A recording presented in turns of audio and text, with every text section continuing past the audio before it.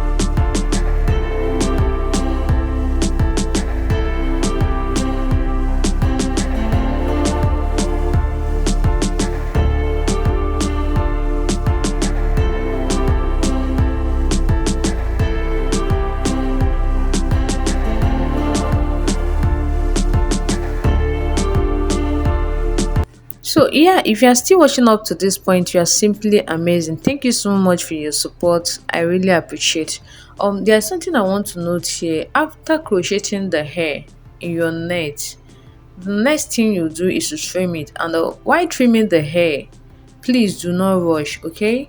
Just do it gradually, one step at a time. Because if you start rushing, you're gonna make mistake and you will regret it, because after all the hard work, you will just end up spoiling it just because you are rushing. So if you want to trim the hair, just calm down, okay? Trim it gradually until you get the desired shape you want.